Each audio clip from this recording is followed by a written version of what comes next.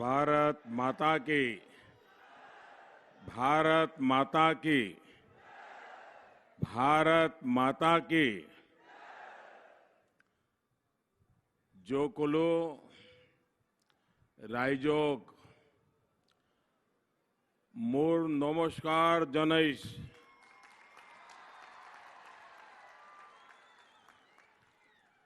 आपणालोक जोकोलुए भाले आशेन।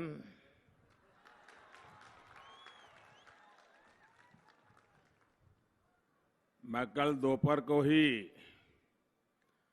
असम आ गया था। चौवा में रैली थी, फिर जोरहाट गया, वहां बहुत से लोगों से मिलना भी हो गया। और नॉर्थ ईस्ट की सुबह, उसका तो अपना ही एक आनंद होता है, एक अलग ही अनुभव होता है। और आज मैं अभी आपके सामने यहाँ बोकाखाट में आपके आशीर्वाद लेने पहुंचा हूं। इस दौरान असम के लोगों का जो स्नेह मिला, जो आशीर्वाद मिले, ये हमारे लिए बहुत बड़ी ऊर्जा है, बहुत बड़ी प्रेरणा है। ये अपने आप में अद्भुत अनुभूति है। यहां भी आप इतनी बड़ी संख्या में बीजेपी को, एनडीए को, हमारे सभी साथियों को आशीर्वाद देने के लिए आए हैं। और इसलिए भी मैं आपका हृदय से बहुत बहुत आभार व्यक्त करता हूं। अब ये तय हो गया है, असम में दूसरी बार बीजेपी सरकार।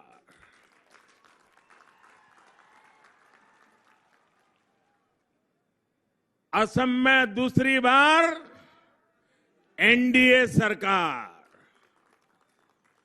असम में दूसरी बार डबल इंजन की सरकार।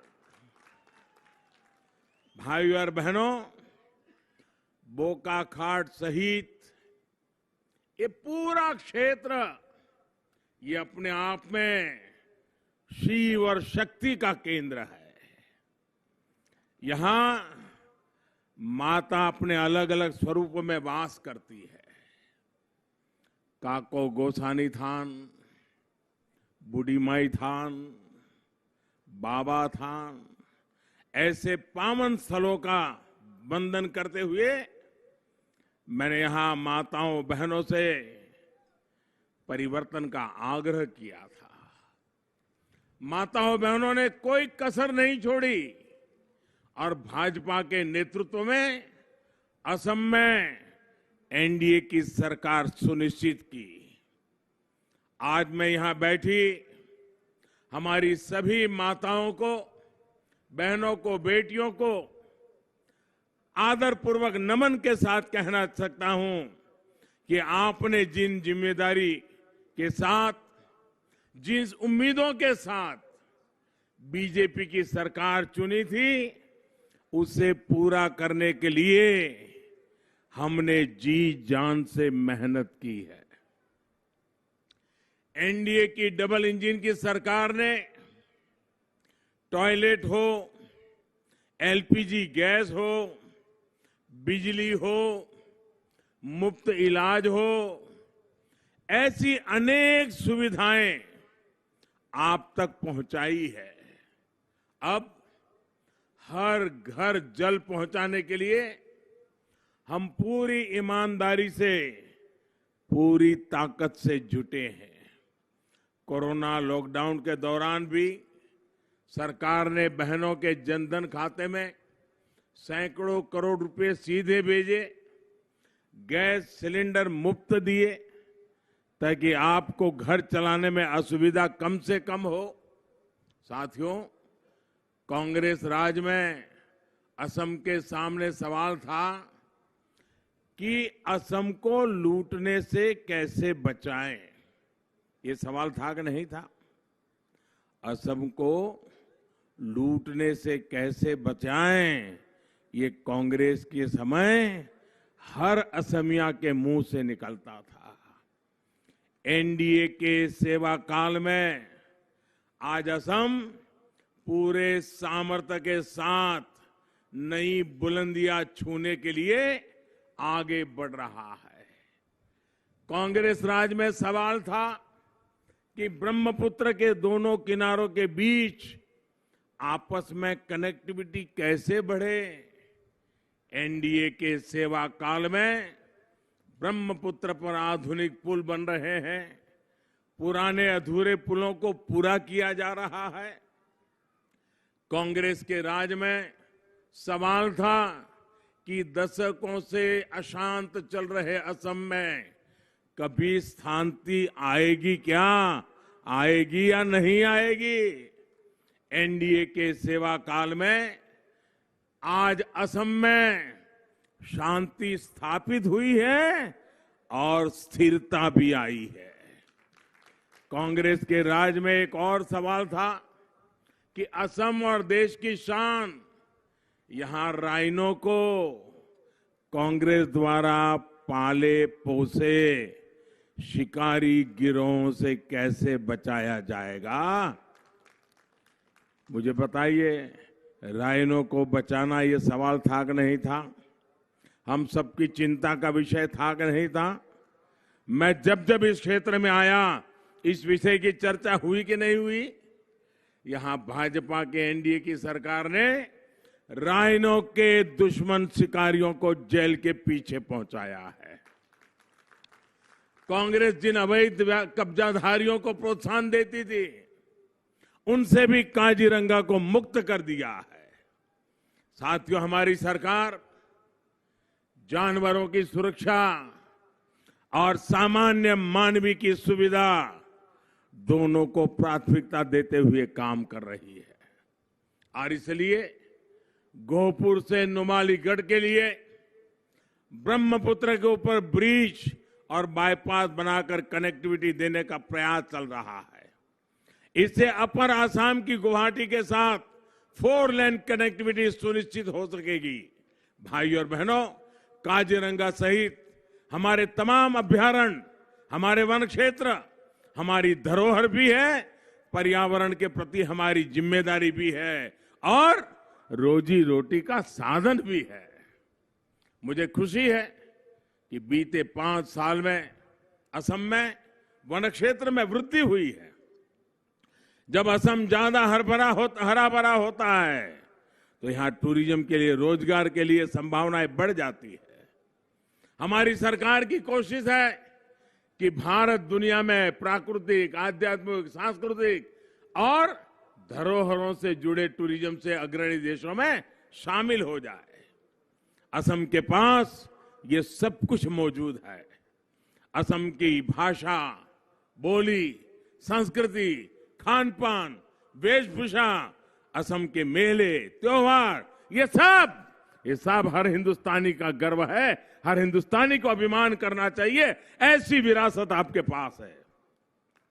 ऐसे में असम दर्शन के तहत 9,000 से ज्यादा सत्रों, नामघरों और आस्था से जुड़े दूसरे स्थानों में इंफ्रास्ट्रक्चर को बेहतर करने का काम भी मैं हृदय से यहां के राज्य सरकार को बधाई देता हूं।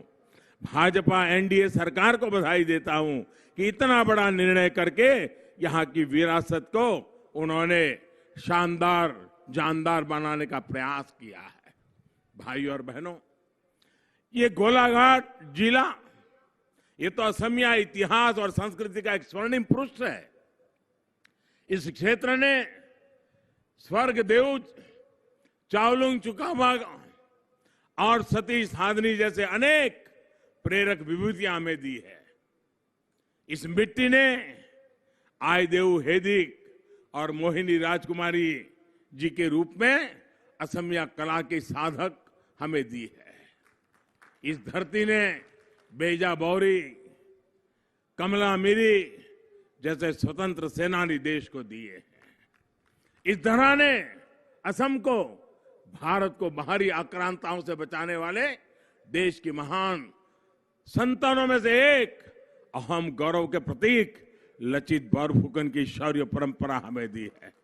भाई और बहनों, ये अटल जी की एनडीए सरकार ही थी जब नेशनल डिफेंस एकेडमी में लचित बोरफुकन जी के नाम से गोल्ड मेडल देने का सिलसिला शुरू हुआ। असम की सरकार ने भी उनके जन्म दिवस को पूरे प्रदेश में धूमधाम से मनाने का फैसला किया है। साथियों, सिर्फ नाम को ही नहीं बल्कि हमारी सरकार अपने काम से भी लचित बोरफुकन जी के सपने को पूरा कर रही है। लचित बोरफुकन जी की मिलिट्री स्ट्रेटेजी स्वदेशी थी, आत्मनिर्भर थी।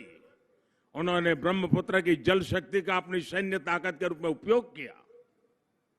आज भारत भी सैन्य साजो सामान के मामले में आत्मनिर्भर होने की राह पर चल रहा है।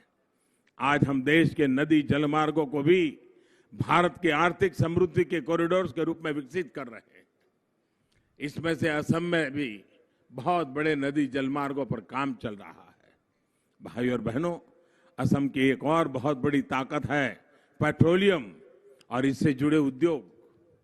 लेकिन दशकों तक कांग्रेस असम के इस सामर्थ्य पर भी बैठी रही। बीते 6 साल में सिर्फ ऑयल एंड गैस के सेक्टर में ही असम में 40,000 करोड़ रुपए से अधिक का निवेश किया गया है। 40,000 करोड़ रुपए से अधिक। आज असम से होकर एक Guwahati Barauni natural gas pipeline जा रही है।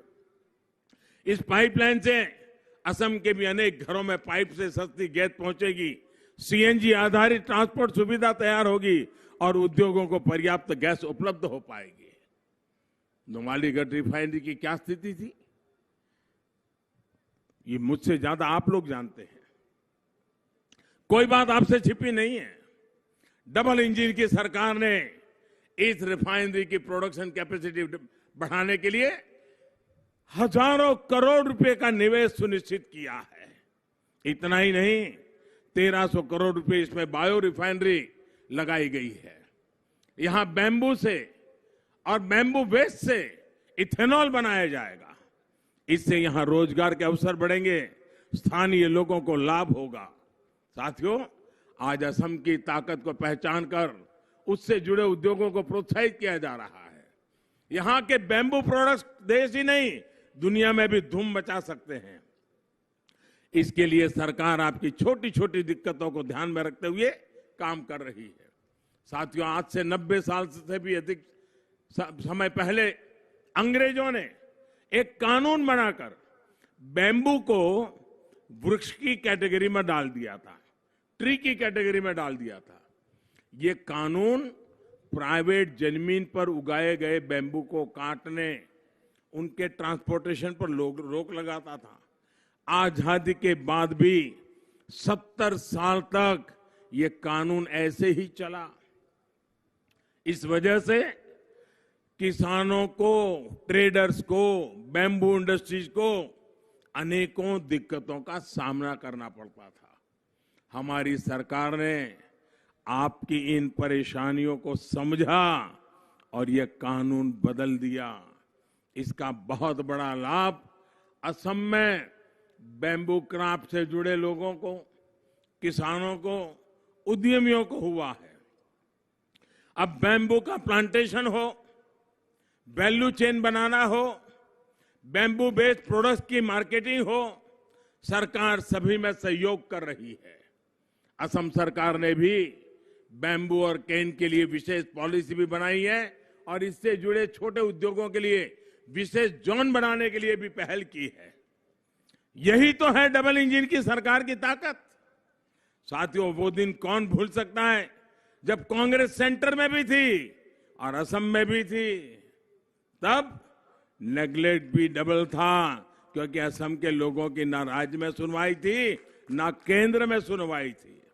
तब करप्शन भी डबल था, क्योंकि कांग्रेस के स्थानीय नेता को भी कट देना होता था और केंद्र के नेता को भी बंडल के बंडल पहुंचाने पड़ते थे। तब घुसपैठिए भी डबल थे, क्योंकि राज्य सरकार को भी वोट बैंक खड़ा करना था और केंद्र सरकार को भी वोट बैंक की पड़ी थी।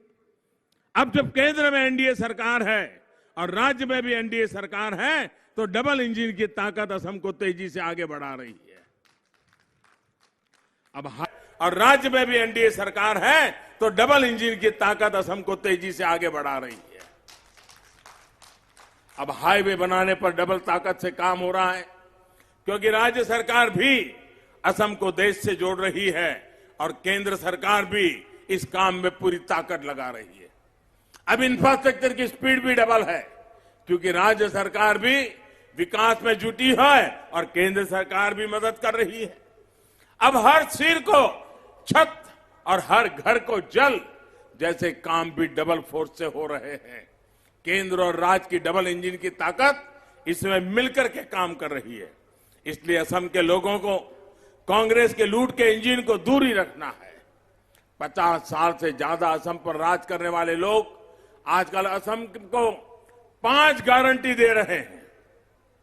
असम के लोग इनकी रग रग से वाकिफ हैं। इन लोगों को झूठे वायदे करने की, झूठे घोषणा पत्र बनाने की आदत पड़ गई है। गरीब को सिर्फ सपने दिखाओ, झूठ बोलो, उसे आपस में लड़ाओ और राज करो। यही कांग्रेस का हमेशा से सत्ता में रहने का फॉर्मूला रहा है। आपको याद रखना है, कांग्रेस मतलब झूठे घोषणा पत्र की गारंटी, कांग्रेस मतलब कंफ्यूजन की गारंटी, कांग्रेस मतलब अस्थिरता की गारंटी, कांग्रेस मतलब बम, बंदूक और ब्लॉकेड की गारंटी, कांग्रेस मतलब हिंसा और अलगाववाद की गारंटी, कांग्रेस मतलब भ्रष्टाचार की गारंटी, घोटालों की गारंटी, भाई भतीजेवाद की गारंटी। भाइयों और बहनों, भाजपा के नेतृत्व में एनडीए सरकार सबका साथ, सबका विकास, सबका विश्वास के मंत्र के साथ आगे बढ़ रही है। लेकिन आज के कांग्रेस नेताओं को तो सिर्फ सत्ता से मतलब है, वो चाहे कैसे भी मिल जाए। असल में कांग्रेस का खजाना अब खाली हो गया है। उसे भरने के लिए उन्हें किसी भी कीमत पर सत्ता चाहिए। कांग्रेस की सिर्फ कुर्सी ही दोस्त है, कुर्सी के सिवा उसका कोई दोस्त नहीं है। न विजन है, न संकल्प है, न कुछ करने का इरादा है। बस कुर्सी हथियाना, कुर्सी से दोस्ती, यही उनका कारोबार है। अब देखिए, झारखंड में, बिहार में, महाराष्ट्र में जिनके साथ इनका गठबंधन है, वो पश्चिम बंगाल में इनके खिलाफ प्रचार कर रहे हैं। केरल में लेफ्ट को गाली देते हैं। पश्चिम बंगाल में कुर्सी की आस में लेफ्ट को गले लगाते हैं। खुद को सेक्युलर बताते हैं, लेकिन असम, पश्चिम बंगाल और केरल में संप्रदाय के आधार पर बने दलों के साथ दोस्ती करते हैं। सत्ता के सामने इनको कुछ नहीं दिखता। इसी कारण अब कांग्रेस के लोगों की बातों पर देश में कोई भी भरोसा नहीं कर रहा। भाइयों और बहनों, असम ने तो इनको बरसों तक परखा है।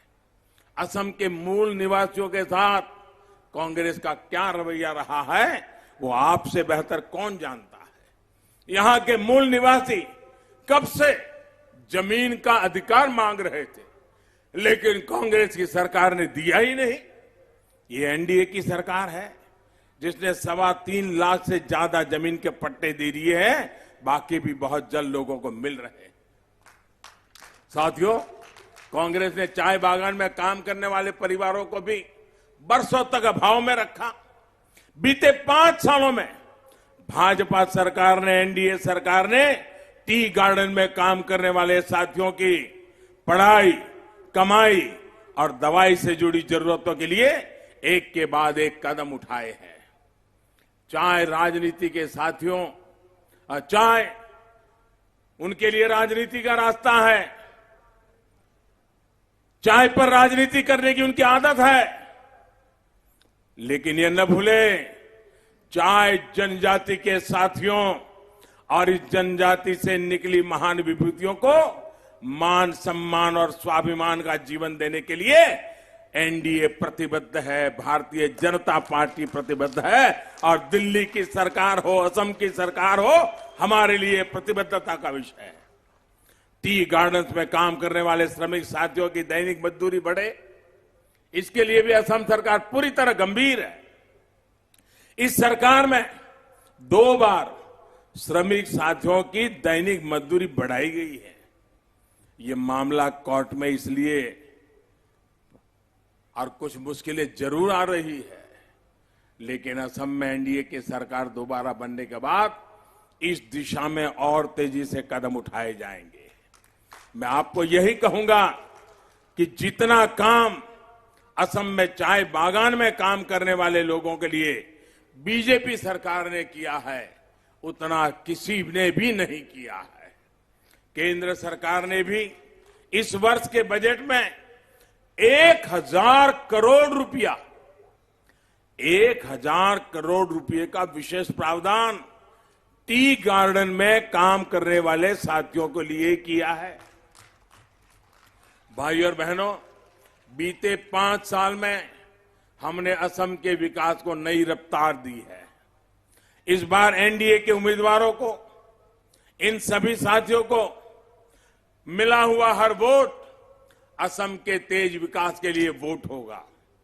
एनडीए को मिलने वाली ताकत असम की आत्मनिर्भरता को ऊर्जा देगी। एनडीए को मिलने वाला हर वोट यहां उद्योग और रोजगार के अवसरों को और बढ़ाएगा। अखोमोर समूह, रायजोक, आगंतुक, रंगोली, बिहू, सुरवेक्षा, अरु, उलोक जैसे इतनी कड़ी धूप में इतनी बड़ी तादाद में आपका आना इस बात का संकेत है कि भारतीय जनता पार्टी एनडीए को आपकी सेवा करने का 5 साल का दोबारा मौका देना आपने तय कर लिया है। मैं आपके इस प्यार के लिए, आपके आशीर्वाद के लिए मैं आपका बहुत बहुत आभारी हूं और मैं आपको शुभकामनाएं देता हूं। मैं आपका बहुत बहुत आभार व्यक्त करता हूं। मेरे साथ पूरी ताकत से बोलिए, भारत माता की, भारत माता की, भारत माता की। बहुत बहुत धन्यवाद।